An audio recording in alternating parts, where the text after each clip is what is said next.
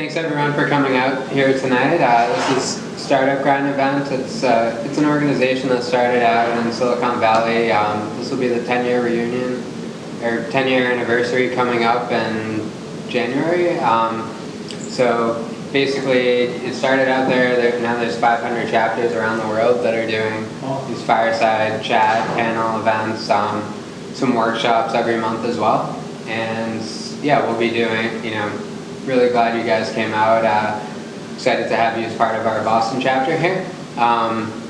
We're sponsored this month, is our Heroku sponsor. They're a platform that Salesforce actually bought a few years back that enables companies to develop and seamlessly integrate on their cloud platform. Has a bunch of developer tools and technology to make it easier to actually get your product launched and out there in the marketplace. Another partner or sponsor of ours is Brex, which is a corporate credit card for startup companies built around, their main differentiation is the founders had $120,000 in the bank from YC and couldn't get a credit card, so they started a company with a new methodology around analyzing the opportunities and helping startups get access to corporate credit. We have a variety of other partners, including AC Hotels, who hosted us in their really nice space here tonight. Cross Communications, who's taking our videos and photography for the events here. Zyk Technologies and 9 Series, who provide development services, and Prepare for VC, which offers startup consulting around the fundraising process. So yeah, whatever your needs are, happy to connect with you and try and put you in the right direction within our network to help you guys move your ventures forward. And with that, yeah, I'd like to introduce my partner Yep here, who's helping me run the Startup Grind events, and then our speakers for tonight, Liam and Jackson, who are going to be, basically are going to tell you about, their role in the EdTech community, what they're looking for. It's actually, a great opportunity. We got an investor involved who has one of his portfolio startups here as well, and we get to see sort of both perspectives on what investors look for in the EdTech space, as well as what startups in the EdTech community are innovating towards, and how this ecosystem has evolved and will evolve over the next few years. If you guys want to give a quick introduction and before we jump into our questions here. Sure. So Jackson, I am one of the 2 co-founders at Venture Collective. I'm the CEO. We're based in downtown Boston, a team of about 35 full-time people. We work in the higher education space, helping universities run large-scale mentoring programs focused on improving student persistence and graduation rates and improving career outcomes.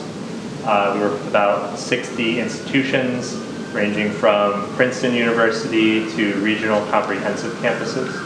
And we recently went through a fundraising process, so happy to talk about that today or anything in between. We were on the other end of that fundraising process, so we're talking from both sides of that coin. My name is Liam Pisano, managing partner at EduLab Capital Partners. EduLab Capital Partners is an early stage, seed stage VC focused on learning technologies. Offices in Boston and Tokyo.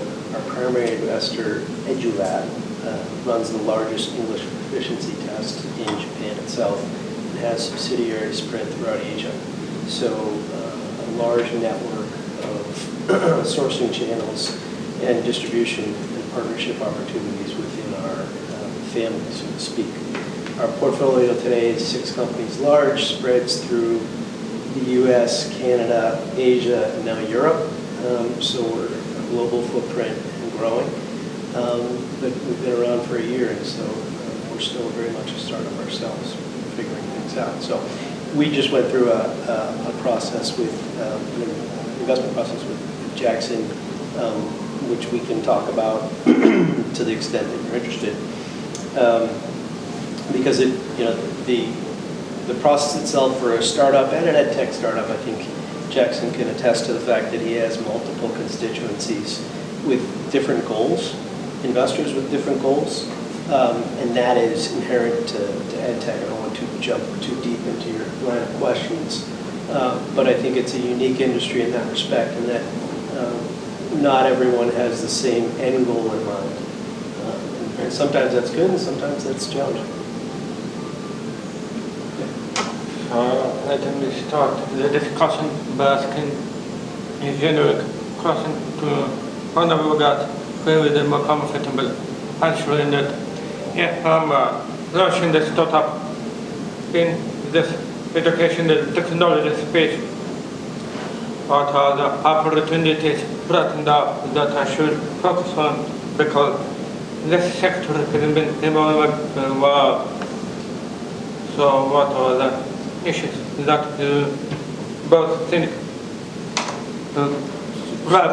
So when talking with Jackson over the past 2 months, I think he's got a better sense of the EdTech landscape than I do. But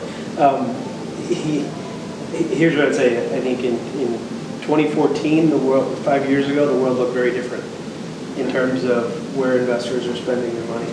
And I think there's a big glut of dollars aimed towards curriculum products, K-12 space. My wife's an educator. She's got 24 hours per day. I get the fact that if it doesn't work and it doesn't work quickly, it doesn't work. And so I think some harder lessons were learned along the line in terms of proving out efficacy and debunking the fact that the freemium model really works. So to get to your question, now I think within the K-12 realm, I think a lot of people are focusing, entrepreneurs are focusing on administrative tools, infrastructure tools, things to make the teacher's day or administrator's day more efficient. In higher ed, which we can talk about, Jackson can talk about, it's improving the lives of the student, figuring out how they can A, stay in school, and B, get a job when they get out, to be really simplistic about it. And in corporate development, it's finding ways that employers can retain employees. In Gen Z and millennial landscape, job hopping is a very real thing. So how do you retain an employee? How do you train them? How do you make them mobile within the workforce itself? And how do you do it in a cost-efficient manner? Because all of those systems today are antiquated. So within those three buckets, that's kind of where I see opportunity. I'm sure you'll have opinions as well. Yeah, as a founder, my perspective's a little bit different. I think no matter what, if you're going to start a company, you have to pick a problem you really, really care about, because you're probably going to spend 5 to 10, if not more years working on that problem. So that's like one lens that you should apply no matter whether the market is small or big. The second dimension to consider is what type of company do you want to build. If you want to build a lifestyle business, you'll have to make different decisions versus building a venture-backed business. But I think if the goal is a venture-backed business to grow very rapidly, you need to find a budget that has a problem associated. So if you are obsessed with element of a curriculum that does not have a lot of dollars or pain tied to it in an institutional budget, it's probably going to be pretty hard to grow a very large business and attract a lot of venture capital dollars. Whereas in our space, if you think about the 3 or 4 revenue streams or major problems a university faces, which is getting students in the door, which is enrollment and admissions, retaining students once they're there, getting students jobs, and then raising money as alumni from those alums, raising money from them as a fundraiser. Those are 4 really big pain points an institution faces, and therefore have a lot of budget associated with them.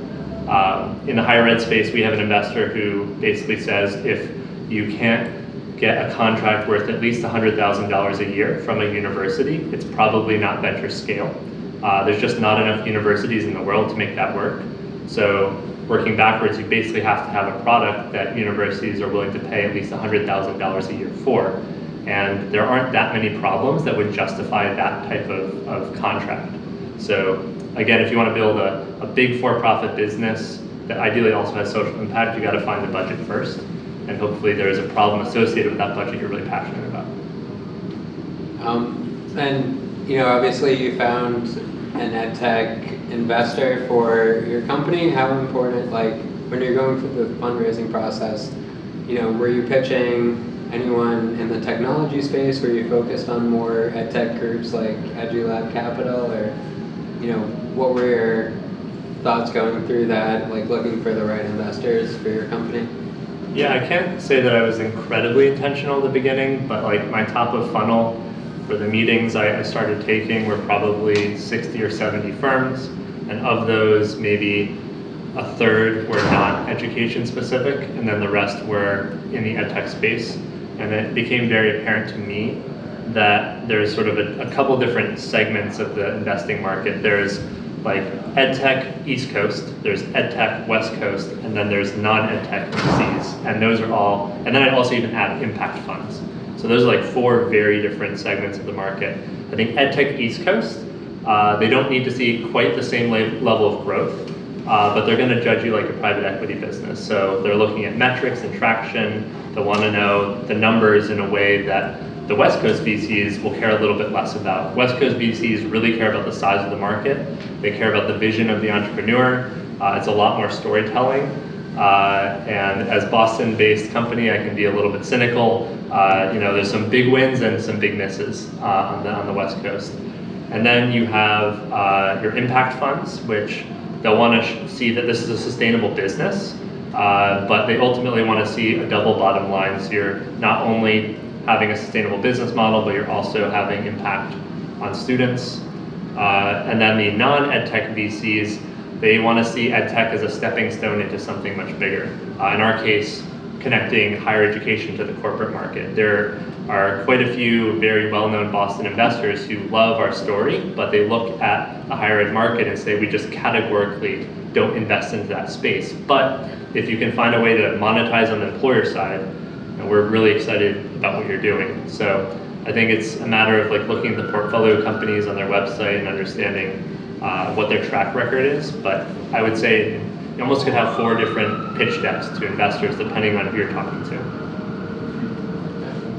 Do you share a similar philosophy on the East Coast versus West Coast and types of funds there? Or? Yeah, very much so. And I don't know how we classify Asia, but I think and even when you move further towards Europe, because I've had some exposure to investors, the proof points get even further out in terms of how you have to, what you need to generate in terms of raising around itself. And so, I think that's right. I think what Jackson says is accurate in terms of, and I'd add on the fact that there's another smaller bucket called foundations that are slightly different than impact funds, yeah. and they can have very minuscule strike zone of what a problem that they're trying to solve. It's not quite the saturation bombing of 10 years ago where, Gates or whoever else or CZI was just going to dump lots of money on a problem, on education, but not be concerned about solving one problem. We went through that iteration in education, and now I think you're moving towards, which is challenging for entrepreneurs when they think about trying to raise money from foundations, but you've got Strata and Lumina and others and Gates and CZI all trying to solve very small problems, and if you don't fall within that circle, then so be it. It's not going to work for you. So, but it's very real capital and it's out there, and that's the difference I think between selling shoes online and education, in that the philanthropy community is very much interested in education, and it's an opportunity for you, but it's also a challenge to obtain that money. Yeah, that makes sense. So, when you're looking through, or as an investor, when you're looking through, like, assuming you get 50 plus, 100 pitch decks sent your way every month, like what makes one stand out versus another in the companies you're reviewing and like moving up the pipeline? What are your real, like the top 3 things you look for, to see if this is something you want to sit down, have a meeting with, and then move forward with as an investor? Sure. I mean, a lot of it has to do with the personality of the entrepreneur itself. It's very much a relationship that I think that you build. That sure, you can see a great pitch deck and be super impressed with a market size or a niche or traction, and all of that is metrics. Right. But at the end of the day, you're going to be dealing with that said individual quite often over the next 2 to 3 years, sometimes in good situations, sometimes in not so good. So personality makes a big difference, and so for us, there's a lot of face-to-face, which can be quite frustrating, but it's also a necessity. Spending time talking to people who've spent time with the company, whether it's on site at an accelerator or wherever else it might be, those are important reference data points. Right. Yeah, and then as you're, so in the space in general, like, it's different from general technology space. You're a lot of times companies in the EdTech community, you're selling to schools, government-based organizations. Like, how does that add a layer of complexity, in the sales process, and what's the best way to go about targeting the right people at a school to get your foot in the door? So in higher education, it's different than K-12 public schools, because I think there might be a little bit more top-down push to adopt certain technologies in K-12. In higher ed, there's sort of like a hybrid between a business-minded organization and a nonprofit. Some offices in higher ed operate more like businesses, like the enrollment office. They're basically the sales organization. They have to hit numbers every year. Same goes for alumni fundraising.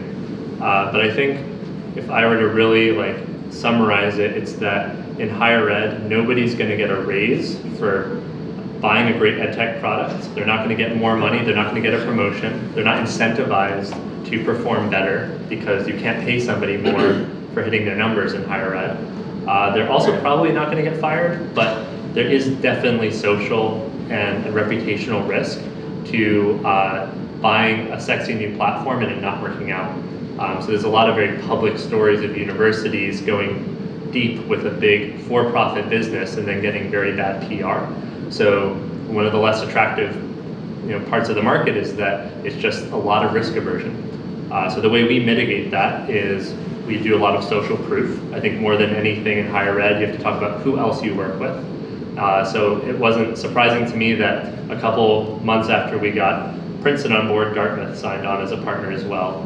And we got our first Big Ten school in Penn State, and then Indiana joined, and then others followed. And so there's really this reference sort of mindset as a buyer of tech in higher ed. Another element is just telling the story from a mission standpoint is really powerful. I wish that schools looked at us and judged us on our efficacy all the time, but more so than anything else, they buy us because they believe it's good for their students. And in your pitch, I think there's really compelling ways to tell the student story such that they'll want to move forward and put budget towards your solution over another. And sometimes, again, it's a little cynical, but they're not always doing it because you have the best product. It's because they believe in you, they believe in your story. Yeah, I'd want to layer on to what Jackson just said in terms of the difficulty in actually breaking into higher ed and or school districts. And when you do hit that proof point and you gain that traction, I think that's pretty attractive in the eyes of an investor. One of the things that we really liked about Mentor Collective and what Jackson was doing was the fact that he was building average revenue per user. So within the university, he was selling to other schools. He was increasing his dollar amount with whether it's Indiana University or whoever else. That to us is, look, you can get, the product itself is going to be sticky and going to be difficult to boot out, but when you're actually proving the fact that the university likes it and is increasing spend, that to us is a sign of efficacy in a non-scientific way. Great. So what sort of, building off of that, like, what are the main, metrics and goals you guys have for, Mentor Collective or some of the other portfolio companies? What are your goals you aim for in your monthly or annual growth? Yeah, at this point, just don't want to disappoint my investors. Our company sets goals on a quarterly basis, and then Yeah. 1-year goal, 3-year goal, and a 10-year vision. So we're at a stage where we were, I think, relatively bootstrapped as a mindset, and we were efficient with capital for quite some time. And then about 12 months ago, we started to really see growth happen. And it takes a while sometimes in the market. So now that that growth is happening in a small way with a small sales team, it's really about how do we replicate that with 3 times the headcount in sales and marketing. And manage that operation in a way that's accountable and consistently delivering, so we have more predictable revenue and growth. I feel very confident in our product. It's just a matter of like, how do we make the top of the funnel, the lead gen, work for our company? Yeah, and add on to the fact that a lot of where we're investing within a company's maturation is at the point at which they're building out a sales and marketing team. They have some traction, and now it's time to build out that thesis, the sales thesis. And I'll go back to the fact of why we liked Mentor Collective and Jackson is that they took a pretty scientific approach on what they thought each sales rep should be doing, and at what point in time. And for us, that was great because, look, we can sensitize what that's going to look like over time and how that's going to affect their cash position and what it ultimately will do to valuation for the company itself. And so for us, the entry point is really at you've got traction, and now you're building a team, and can you do it? Is a corporate culture strong enough at a startup to become a real company? And that's actually a pretty real transformation. And if you don't have a vision for how that's going to happen, whether it's geographic expansion or vertical expansion, you're really not thinking. And so a lot of people can say what they do with money, but they can't necessarily articulate what they want their company to look like with money. And that, for us, you can clearly communicate that. That's a big win for us. Okay. Yeah, so it's sort of, where do you see the big inflection point? Like, is it, going in different regions for, having customers in different regions and being able to manage that, or, the size of the employees that they're building up? Like, what are the big, where you need, like, to go from a small management team to, somebody that can really scale the organization? Or, I don't know, how big is Mentor Collective at the moment? Yeah, so we're 35 full-time employees. Right. Pretty spread out, or all based in We're Boston? about 30 in Boston. Just took out a 3-year lease. That's expensive. Exciting, but also wow. And then we're also we have regional sales reps, and we're moving towards what we're calling a remote first culture. So allowing us to basically find the best talent across the country. Okay. But I think we're now at the point where we'll hire somebody and a founder will not have interviewed that person, which I think, to Liam's point, is really about how you infuse culture and values across the company. And it's no longer a company run by like the individual founder, it's run by the people the founders hire. And so are those people held accountable to a value set that goes beyond just one person? I think you can probably get to 10 or 15 employees with 1 or 2 founders just pulling all-nighters and putting their energy nonstop into the company. But at some point you have to step back and let the organization sort of take on a life of its own. I'm not sure how investors assess that. I don't know if there's a way to look at that, but I think that's something we've learned, is like putting those systems in place and getting to that next level of sort of abundance mindset and thinking longer term is a huge transition culturally. Right. Yeah, I think it's different across companies in terms of where the growth comes and where they make that transition from startup to company, and in different inflection points. Because if you're going to build a team of developers versus building a team of sales professionals, much different environment and much different growth trajectory. So Are we allowed to ask questions? Yeah. You get to finish first. I mean, because you're saying so many great things here. So one of the so the check's in the mail. So when you take on a company and knowing that this is an organization that's got to be built and developed, like Jackson did with his company, how much investment do the investors provide for those people, knowing how important that is to develop their organization? Yeah, so we're a small organization to date. Yeah. And so my time is 24 hours of the day, and our portfolio is growing. And so I don't overestimate my impact on how I understand his business, because I don't. The bottom line, I do to a certain point, but I don't really. Especially if you're scaling. I mean, you know, this can get thinner and thinner for you.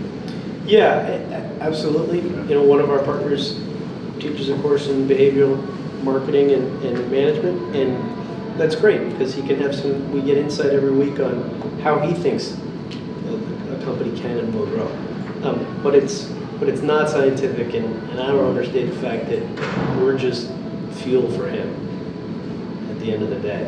And we can provide insight, and we're building that engine where we can provide real value, but that doesn't happen, and it happens in different ways. Because Jackson still has to do it. Yes, you still have to do it. Depending on the founders and the team. I will say, after we invested, he took us out for drinks and asked, how can I help? Which is a great thing to ask as an investor. And being self-aware about the amount of capacity you have, I think where it can rub an entrepreneur the wrong way is, we're going to get you to this level, we're going to invest this time, and then all of a sudden they've made 30 investments and they never reach out to you. So I think the fine line is sort of expectation setting around what's possible, and then here's the 2 or 3 areas where I as an investor have a unique skill set. Maybe it's introductions to industry contacts, maybe it's finding your next VP of sales. Like just finding one good hire from an investor could be a game changer. So it's where the little places you can make an impact. Yep. And for us as essentially a startup, that's how we look to build our own value prop for the folks that we invest in. Sure. So the question has been asked, how does the investor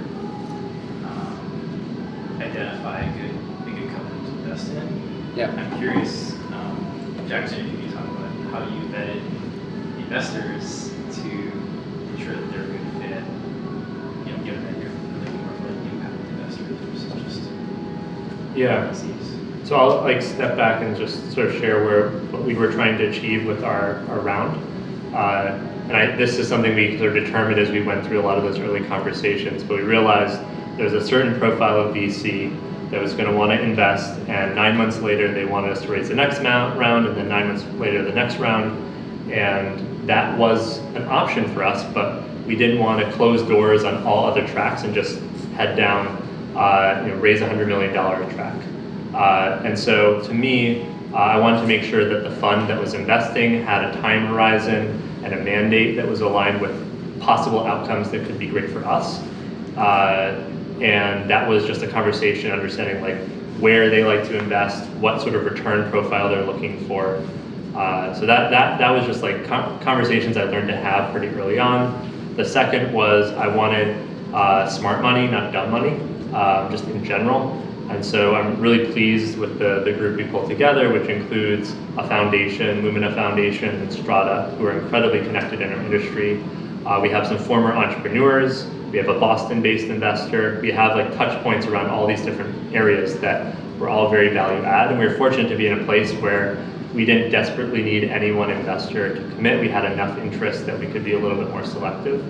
But to me, it was something I and my co-founder needed to do before the fundraising process. We didn't do this when we started, but about 2 months in, we sort of stopped and said, wait, we need to decide like what our goal is, because your West Coast $300 million fund has a very different return profile than a smaller fund or a foundation, and you don't want to accidentally get on a train you can't get off of. And so that was I think you ask a pretty good question. It's one we ask of companies when we first meet them in their fundraising is, what does your perfect investor look like? What does your perfect consortium look like? Because that's what happens in these rounds. And if that's a telling sign as to whether they're really thinking about, okay, is it just money I want? Or is it, who am I going to listen to at what point in the day and why? And that actually is, I think, fairly important when you're thinking about the different constituencies that can fill up a capital structure. Because they're in education, there's a fairly variable level of both input and motivation. Yeah.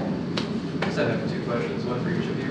Maybe one now, maybe one later. Let's see if we'll take both. One question for you, Liam. Early on, you mentioned something that kind of just stuck in my mind, which is that you said that the freemium model has shown itself not to really work. And I was kind of interested in your remarks on that because we're considering a dual licensure structure for our product. We really love open source, kind of dedicate those principles at the same time our profit models, platform as a service. So freemium is one of the ways to do this. And I was interested to see what you had to say about that. And then the question I have for you, Jackson, is how do you decide what's the threshold, or what have to be the threshold for deciding that you're going to expand your team? How do you justify that internally, and how do you justify that to your investors? Expand what, sorry? Expand your team. Team? In terms of the freemium model, I think 5 years ago there were probably a few companies that succeeded and were pretty public, Newsella or Noretic, using that as a way to build a customer base and then convert it. I just don't think it works on a broad scale for a majority of companies that use it. And finding the right inflection point for that or place to use that paywall, it's just really tough. And people love free stuff, just to put it simply. And getting them to pay for it after they haven't been paying for it is pretty tough. Especially when you're dealing with teachers, parents, whoever it might be. There's a finite dollar amount in that pocket. You get a bunch of users, but you can't really convert it. That's the idea. Yeah, and what good is that? I mean, I'm sure the tech world will say it's great in certain instances, but I'm not sure if the ultimate goal is to produce a paying customer. It's a challenging road to take. Hopefully that's helpful. And what was the second question there? Second question for Jackson about bringing on more people to the team, how you justify that internally and also to your investors. Yeah. So historically, I think our investors would say we didn't hire fast enough. And we're trying to change that a bit. But to me, as a founder, I feel like every time I'm hiring somebody, it's sort of making a commitment to them that we're not going to go under in 3 months or 6 months and that they have security in their job. So when we go through the internal process of deciding and projecting our hires, there's a really rigorous debate around what is the ROI of that headcount? Like, is it this many leads? Is it this much acceleration to our product roadmap, which then generates this much revenue 2 years later? I was a management consultant out of college, for better or for worse, so it's like sort of going through that exercise of like, okay, this fully loaded FTE is going to cost $110,000 a year with healthcare benefits. Like, what does that deliver 12, 16, 18 months later? And investors are increasingly asking for that at this stage too. The more money you raise, the more sort of accountability you'll get on your financial model. So we debate every quarter what the hires should be, and that comes from the departments, not from me and my co-founder. But when they want a content person, they have to say, well, this is going to help us get this many more leads or get more inbound leads because of this strategy. And then we'll look over 6, 9, 12 months if it's working or not. Did you have a question? So you just raised the funds, rounds, and I cheated. I looked at Crunchbase. I feel like, especially in EdTech, the minute you raise your funds or your rounds with your headcount, you're already thinking about the next rounds, right? Yeah. It's a good lineup that you brought on board. Is there a conversation that the expectation is once you hit the certain milestones, these guys are ready? Because what I personally, investor as an entrepreneur, hate is you probably spent, if you close it around September, last 9 months, instead of working on the product and clients, You're working with getting investors on board, and with the amount of people you need to meet, that's a full-time job. Actually, it's more than a full-time job. How do you balance, that, and having a co-founder always helps, so one person could focus on investment. But this is a never-ending element, right? So how do you balance this? And how do you communicate with investors saying, guys, look, if we hit these metrics, next 12 to 18 months, action round has to be ready. So I think for me, I don't trust investors. Like if they say, we'll invest at this number, I'm not gonna trust that. Because I don't wanna stake the business and be on the cusp of running out of money because of something one investor told me. We wanna operate towards optionality on some level. So I wanna be in a place where we don't need to raise money. We probably want to raise more money at some point because we'll grow faster. But I don't wanna be in a place of sort of vulnerability where the only way the business survives is if we raise this money. So we sort of backwards calculated 15 to 18 months of runway from this round. And we also have embraced the seasonality of our business. Like I was raising money primarily from ASU GSV, which is the greatest place to meet all the investors, up until the end of the summer, which is consequently the time in the sales cycle for us where most of the deals have been into the pipeline and are closing. And so now moving into winter and early spring, I am able to execute, not fundraise, and focus on lead gen, which is sort of our seasonality. So we sort of built into the business the right time to think about fundraising, but I agree it would be amazing if I did not have to think about fundraising as much. And I'm lucky to have a co-founder who can continue to drive the troops forward without me there. But I mean, we've noticed that things slow down a little bit when we're fundraising, so that's one of the trade-offs to consider. Yeah, David. So follow-up. Yeah. It's for the audience. So I find it to be true that there's been not much of collaboration among startups that is going after similar audiences, right? Has that changed a lot lately? Do you see that? Because look, it's typical we either go after higher ed institutions or K-12, right? And we're hitting the same people, or the management of these institutions started to think, hey, we got to take care of our students better. We got to take care of our alumni better. We got to connect we got to connect with the corporations. Yet, everybody's like, we talked a little bit about the other day about the business development function, etc. Do you see that changing anytime soon, or has it changed? I haven't really been that involved the last 3 years. The collaboration among similar path or similar audience startups to better collaborate to maximize your investment dollars in that door opening phase, Yeah, I think it's worth exploring. I think it depends on the product and how, is this a product that has a budget line item that the industry is well educated on and purchases every year? Like curriculum, I mean, I think a curriculum startup could probably have Pearson selling their product for them. For us, a mentorship solution is not something that universities have been buying for more than a couple of years. And we're still educating the market, so I don't think I would trust anybody besides our team. And even within our team, a sales rep can't quite sell it as well as I can yet, which is a huge problem. Like, I should just focus on helping that sales rep sell it better, let alone an outside organization that's gonna have 15 other clients. I would love to get to the point where our product is so well packaged and so well understood that we could outsource that.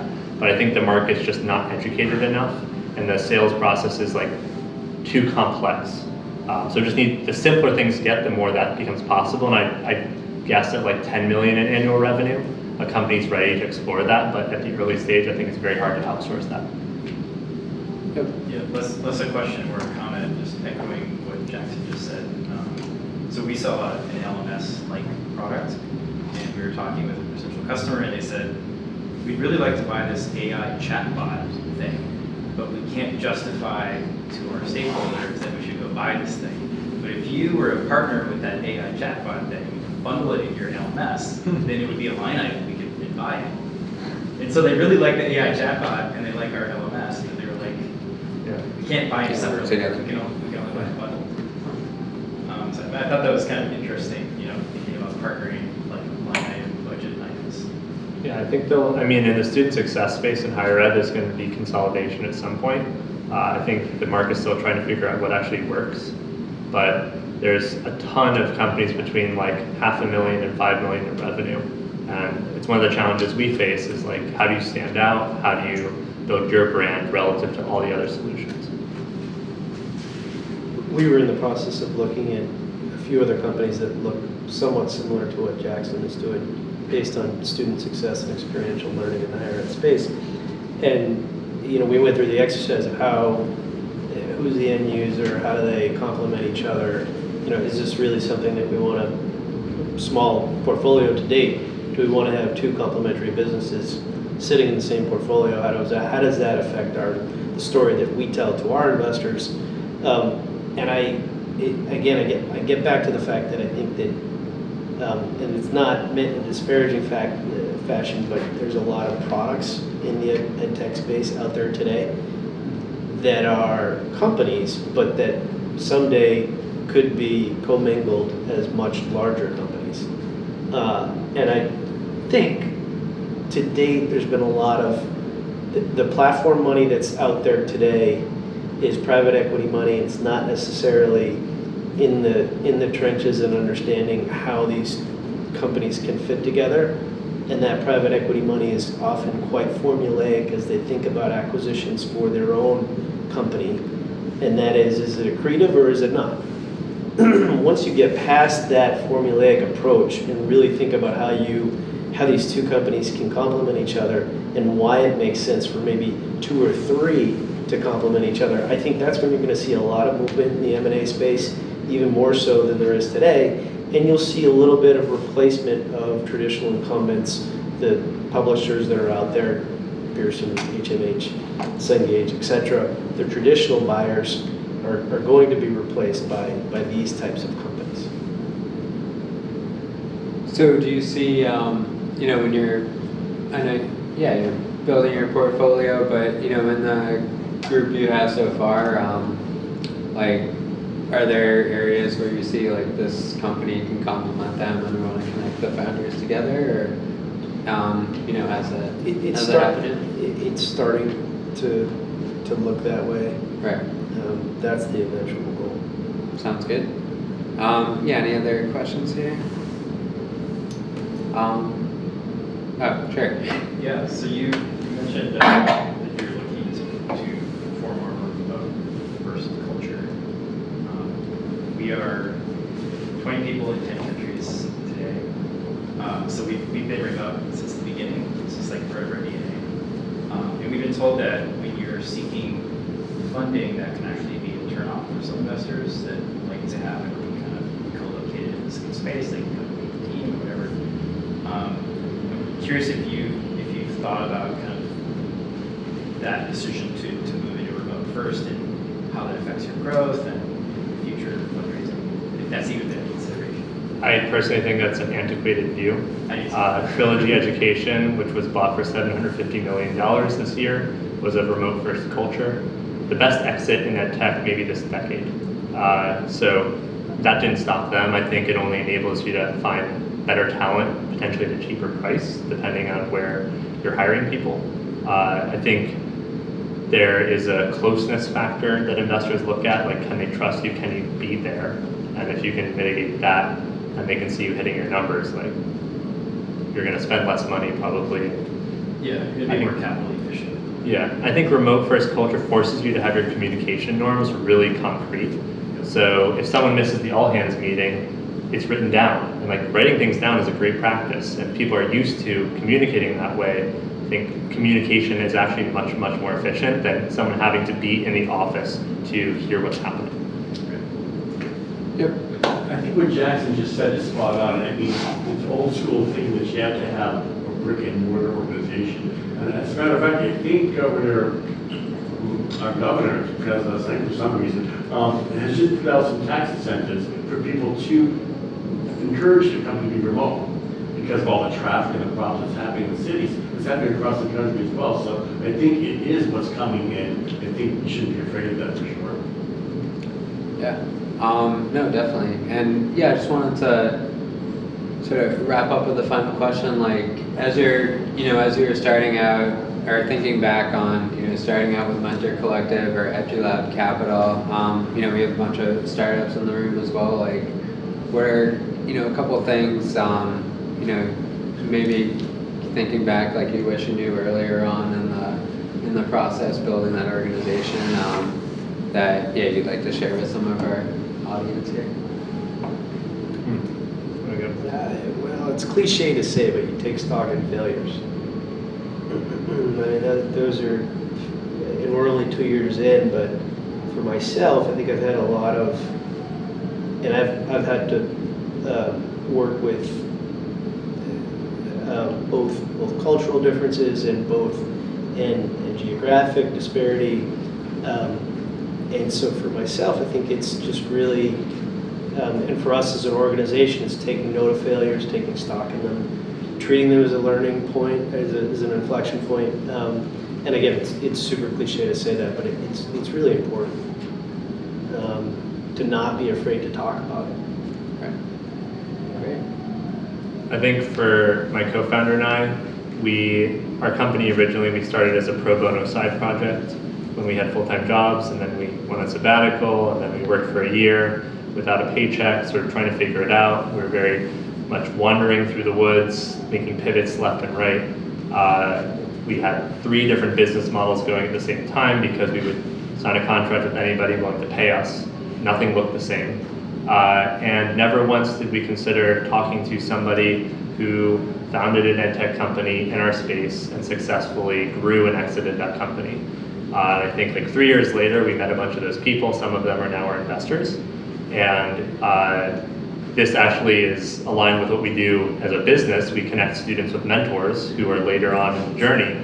But man, if I could have talked to some of our investors 3 years ago, I could have probably saved multiple years of time learning lessons like discipline and focus, and why saying no is more powerful than saying yes. And so I think if you're early on in the company's history, surround yourself with a group of founders who are 1 or 2 stages ahead of where you are, and build a relationship that's very open and vulnerability is encouraged. Ideally, you have a founders group or a CEO group, and you can just talk about your problems, because that outside perspective can just like jog you out of the funk you're in and help you sort of see the forest through the trees. And I wish we had that, but now that we do, I can see it just every day making an impact. Yeah, that's great advice. And great questions, everyone. Thanks for coming out, being like really engaged as an audience, and thank you guys. You guys are great. On the talk here today, and hope everyone stays involved. Like, we're doing these, a couple events every month, and we have some time to network and a couple giveaways in the corner from Heroku and Prepare for VC as well. But just want to give like round of applause for our panel here.